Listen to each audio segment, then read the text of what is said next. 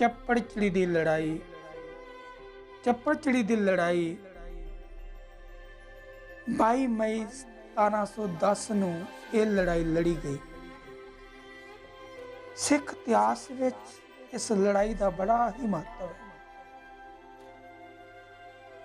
ਇਸ ਚੱਪੜਚਿੜੀ ਦੇ ਅਸਥਾਨ ਤੇ ਸਰਹੰਦ ਇਲਾਕੇ ਦੀਆਂ ਮੁਗਲ ਫੌਜਾਂ ਨੂੰ ਲੱਕ ਤੋੜ ਵੀ ਹਾਰ ਦਿੱਤੀ ਗਈ ਸੀ। ਖਾਲਸਾ ਦਲਾਂ ਨੇ ਸਪਸ਼ਟ ਰੂਪ ਵਿੱਚ ਜਿੱਤ ਪ੍ਰਾਪਤ ਕੀਤੀ ਸੀ। ਮਹਿਮੂਦ ਗਜ਼ਨਵੀ ਅਤੇ ਮੁਹੰਮਦ ਗੌਰੀ ਦੇ ਹਮਲਿਆਂ ਤੋਂ ਲੈ ਕੇ ਹਿੰਦੁਸਤਾਨ ਵਿੱਚ ਸਥਾਪਿਤ ਹੋਏ ਇਸਲਾਮੀ ਰਾਜ ਦੇ ਲੰਮੇ ਸਮੇਂ ਦੌਰਾਨ ਉੱਤਰੀ ਭਾਰਤ ਵਿੱਚ ਇਹ ਲੜਾਈ ਪਹਿਲੀ ਲੜਾਈ ਸੀ ਜਿਸ ਵਿੱਚ ਇਸਲਾਮੀ ਫੌਜਾਂ ਨੂੰ ਪੂਰਨ ਤੌਰ ਤੇ ਹਾਰ ਖਾਣੀ ਪਈ ਸੀ। ਉੱਤਰੀ ਭਾਰਤ ਵਿੱਚ ਅਨੇਕਾਂ ਹੀ ਲੜਾਈਆਂ ਦੇ ਮੈਦਾਨ ਨੇ, ਜਿਵੇਂ ਜੇਹਲਮ, ਭੇਰਾ, ਪਾਣੀਪਤ ਦਾ ਮੈਦਾਨ, ਲਾਹੌਰ, ਦੀਪਾਲਪੁਰ, ਮੁਲਤਾਨ, ਅਨੇਕਾਂ ਹੀ ਮੈਦਾਨ। ਪਰ ਇਹਨਾਂ ਮੈਦਾਨਾਂ ਵਿੱਚ ਲੜੀਆਂ ਗਈਆਂ ਸਭ ਲੜਾਈਆਂ ਵਿੱਚ ਹਿੰਦੁਸਤਾਨੀ ਤਾਕਤਾਂ ਨੂੰ ਹਾਰ ਖਾਣੀ ਪਈ ਸੀ। ਬਾਹਰੋਂ ਆਈਆਂ ਸਰਹੱਦ ਪਾਰ ਕਰਕੇ ਆਈਆਂ ਤਾਕਤਾਂ, ਇਸਲਾਮੀ ਤਾਕਤਾਂ ਨੂੰ ਜ਼ਬਰਦਸਤ ਜਿੱਤਾਂ ਪ੍ਰਾਪਤ ਹੋਈਆਂ। ਇਹਨਾਂ ਜਿੱਤਾਂ ਸਦਕਾ ਹਿੰਦੁਸਤਾਨ ਵਿੱਚ ਇਸਲਾਮੀ ਰਾਜ ਸਥਾਪਿਤ ਹੋਇਆ ਸੀ। 11ਵੀਂ ਸਦੀ ਤੋਂ ਹਿੰਦੁਸਤਾਨ ਵਿੱਚ ਸਥਾਪਿਤ ਹੋਇਆ ਇਸਲਾਮੀ ਰਾਜ 22 ਮਈ 1710 ਵਿੱਚ ਚੱਪੜਚਿੜੀ ਦੇ ਇਸ ਅਸਥਾਨ ਤੇ ਪਹਿਲੀ ਵਾਰ ਬੁਰੀ ਤਰ੍ਹਾਂ ਲਤਾੜਿਆ ਗਿਆ ਸੀ। ਇਹ ਲੜਾਈ ਖਾਲਸਾ ਦਲਾਂ ਅਤੇ ਮੁਗਲ ਫੌਜਾਂ ਵਿਚਕਾਰ ਲੜੀ ਗਈ ਸੀ। ਖਾਲਸਾ ਦਲਾਂ ਦਾ ਨੇਤਾ ਬਾਬਾ ਬੰਦਾ ਸਿੰਘ ਬਹਾਦਰ ਤੇ ਮੁਗਲ ਫੌਜਾਂ ਦਾ ਨੇਤਾ ਸਰਹੰਦ ਦਾ ਸੂਬੇਦਾਰ ਵਜ਼ੀਰ ਖਾਨ। ਇਸ ਲੜਾਈ ਵਿੱਚ ਇਤਨੀਆਂ ਸਦੀਆਂ ਬਾਅਦ ਪਹਿਲੀ ਵਾਰ ਜੇਤੂ ਇਸਲਾਮੀ ਸੈਨਾਵਾਂ ਨੂੰ ਹਾਰ ਖਾਣੀ ਪਈ। ਇਹਨਾਂ ਨੂੰ ਹਾਰ ਦਾ ਮੂੰਹ ਦੇਖਣਾ ਪਿਆ। ਇਸ ਲੜਾਈ ਦਾ ਹਿੰਦੁਸਤਾਨ ਦੇ ਇਤਿਹਾਸ ਵਿੱਚ ਤਾਂ ਮਹੱਤਵਪੂਰਨ ਸਥਾਨ ਹੋਣਾ ਹੀ ਹੋਣਾ ਹੈ। ਇਸ ਦੇ ਨਾਲ ਨਾਲ ਇਸ ਦਾ ਸਿੱਖ ਇਤਿਹਾਸ ਵਿੱਚ ਵੀ ਆਪਣਾ ਇੱਕ ਵਿਸ਼ੇਸ਼ ਸਥਾਨ।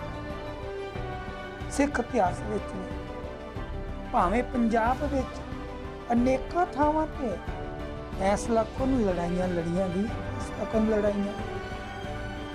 ਇਹਨਾਂ ਫੈਸਲਾਕੁਨ ਲੜਾਈਆਂ ਜਿਹੜੀਆਂ ਲੜੀਆਂ ਗਈਆਂ ਇਹ ਵੀ ਮੈਦਾਨਾਂ ਦੇ ਵਿੱਚ ਲੜੀਆਂ ਗਈਆਂ। ਇਹ ਵੀ ਅਨੇਕਾਂ ਮੈਦਾਨ ਨੇ, ਜਿਵੇਂ ਚਮਕੌਰ ਦੀ ਗੜੀ। ਇਸ ਗੜੀ ਦੇ ਵਿੱਚ ਵੀ, ਇਸ ਮੈਦਾਨ ਦੇ ਵਿੱਚ ਵੀ ਫੈਸਲਾਕੁਨ ਲੜਾਈ ਹੋਈ। ਖਿਦਰਾਣੇ ਦੀ ਢਾਬ, 40 ਮੁਕਤਿਆਂ ਦਾ ਅਸਥਾਨ ਮੁਕਤਸਰ ਸਾਹਿਬ, ਗੁਰਦਾਸ ਨੰਗਲ, ਸਭਰਾਓ, ਮੁਦਕੀ, ਬੱਦੋਵਾਲ। ਪਰ ਇਤਿਹਾਸ ਯਾਦ ਕਰੀਏ, ਇਹਨਾਂ ਲੜਾਈਆਂ ਦੇ ਮੈਦਾਨਾਂ ਵਿੱਚ ਸਾਡੀ ਬਰਬਾਦੀ ਅਤੇ ਸਾਡੇ ਹਜ਼ਾਰਾਂ ਸੂਰਮਿਆਂ ਦੀ ਸ਼ਹਾਦਤ ਹੀ ਯਾਦ ਆਉਂਦੀ ਹੈ। ਇਹਨਾਂ ਮੈਦਾਨਾਂ ਵਿੱਚੋਂ ਸਾਨੂੰ ਆਪਣੇ ਹਜ਼ਾਰਾਂ ਸੂਰਮਿਆਂ ਦੀਆਂ ਸ਼ਹੀਦੀਆਂ ਦਿਖਦੀਆਂ ਨੇ, ਉਹਨਾਂ ਦੀਆਂ ਯਾਦਾਂ ਹੁੰਦੀਆਂ ਨੇ। ਕੇਵਲ ਤੇ ਕੇਵਲ ਇੱਕ ਚੱਪੜਚਿੜੀ ਦੀ ਲੜਾਈ ਦਾ ਹੀ ਮੈਦਾਨ ਹੈ ਕਿ ਅਸੀਂ ਬੰਦਾ ਸਿੰਘ ਬਹਾਦਰ ਦੀ ਅਗਵਾਈ ਹੇਠ ਆਪਣੇ ਇਤਿਹਾਸ ਵਿੱਚ ਪਹਿਲੀ ਵਾਰ ਦੁਸ਼ਮਣ ਨਾਲ ਗਹਿਗੱਚ ਲੜਾਈ ਲੜੀ ਸੀ। ਇਸ ਗਹਿਗੱਚ ਲੜਾਈ ਵਿੱਚ ਸਾਡੀ ਪੂਰਨ ਅਤੇ ਸਪਸ਼ਟ ਰੂਪ ਵਿੱਚ ਫਤਿਹ ਹੋਈ ਸੀ। ਫਤਿਹ ਦਿਵਸ ਮਨਾਇਆ ਜਾ ਰਿਹਾ ਅੱਜ। ਇਸ ਲੜਾਈ ਦੇ ਬੜੇ ਹੀ ਮਹੱਤਵਪੂਰਨ ਸਿੱਟੇ ਸਨ। ਪਹਿਲਾ ਸਿੱਟਾ ਸੀ कि सतलुज तो ਅਤੇ जमुना दरियावां ਦੇ ਵਿਚਕਾਰ फैले सरहद इलाकों में मुगल हुकूमत का खात्मा कर दिता गया सी। इस थां खालसा दा राज स्थापित हो गया सी। दूसरा, सिखां नूं इस गल का ज्ञान हो गया सी कि जेकर उन्हां दी योग लीडरशिप होवे वो तगड़ियां तो तगड़ियां फौजां नूं भी हरा सकदी नहीं कि योग के लीडर हो बाबा बंदा सिंह बहादुर वर्गा। इन्हां दो गल्लां ने खालसा नूं अपनी प्रभु सत्ता स्थापित करने लई लगातार हथियारबंद संघर्ष में चालू रखने लई जबरदस्त प्रेरणा दी सी। इस तरह चप्पड़चिड़ी की लड़ाई साडे लई एक महान प्रेरणा स्रोत इतिहासक घटना है। इस महान प्रेरणा स्रोत इतिहासक घटना होने करके लड़ाई का यह मैदान भी साडे लई महान इतिहासक यादगार है। यही इको एक लड़ाई का मैदान है जिस बारे पूरे मान नाल असी अपने बच्चों को जानकारी दे सकते हाँ। इस लड़ाई का इस मैदान का साडे जीवन में बहुत महत्व है। ये मैदान में इस लड़ाई में असी जिते हाँ, असी जित प्राप्त की है। मुगल फौज दी जड़ा पुट दित्तियां ने, सिख राज स्थापित कर दिता गया। बाबा बंदा सिंह बहादुर सतसंगी जनों दसन की लोड़ है अज सानू अपने बच्चों भावें इस लड़ाई का इस मैदान का साडे स्कूलों कॉलेजां यूनिवर्सिटियों की पढ़ाई विच किसी भी सिलेबस कोई थां नहीं दी गई ना कोई गल की गई। ये गल साडे लई बहुत अफसोसनाक है, शर्मनाक है। पर साडा फर्ज बनता कि असीं अपने इस विरसे नूं अपने वारसा तक पहुंचाइए। इस नूं केवल चप्पड़चिड़ी की लड़ाई नूं इको लड़ाई तक सीमित न रखिए। इस तो पहला लड़ियां गई लड़ाइयां का जिक्र है। इस तो पहला बंदा सिंह बहादुर ने कैथल, समाणा, सढौड़ा, घुड़ाम, कपूरी, बनूर आदि शहरां नूं बुरी तरह लताड़िया सी। सरहद दे सरगर्मियां दे केंद्र सन शहर किते मुगल फौजां दी चौकियां सन। इन्हां चौकियां नूं खदाड़ना, इन्हां दे जित प्राप्त करनी, फिर चप्पड़चिड़ी दे मैदान विच सरहद दे गवर्नर वजीर खां इस दे नाल टक्कर लैनी। इस दे नाल जो मैदानी जंग दे विच टक्कर हुंदी है, मैदानी जंग दे विच इस वजीर खान नूं भाई फतेह सिंह जी वालों तलवार दे वार दे नाल मौत के घाट उतारिया जाता है। मौत के घाट उतारिया जाता है। भाई फतेह सिंह वजीर खान नूं मौत के घाट उतारदा ही नहीं। भाई बाज सिंह, भाई विनोद सिंह, भाई कान सिंह, भाई दया सिंह, भाई रण सिंह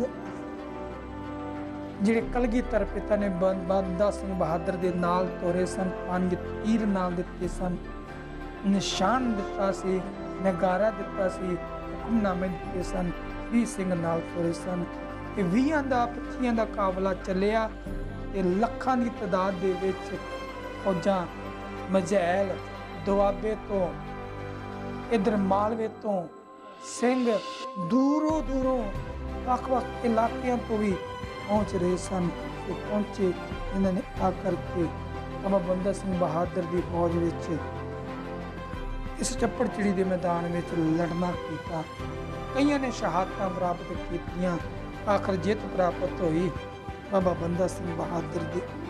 बाबा बंदा सिंह बहादुर ने गुरु साहब जी के नाम के सिक्के चलाए, राज स्थापित कर दिता। गुरु साहब ने लोगों ने बाबा बंदा सिंह बहादुर की बड़ी वडियाई की। तुसीं इंज कीता, तुसीं इंज कीता, पर बाबा बंदा सिंह बहादुर की कहंदा मैं ओही पुरख दा दास हां। बंदा सिंह बहादुर कहंदे मैं ओही पुरख दा दास हां जिसने तीनों पंथ प्रकाशा। मैं हूं ओही पुरख का दासा जिसने कीनो पंथ प्रकाशा मैं उस दा दास हाँ। ये करण कराने वाले कलगीधर पिता ने भाव आपा नहीं चिता रहा, गुरु नूं ही अगे रखना कीता है।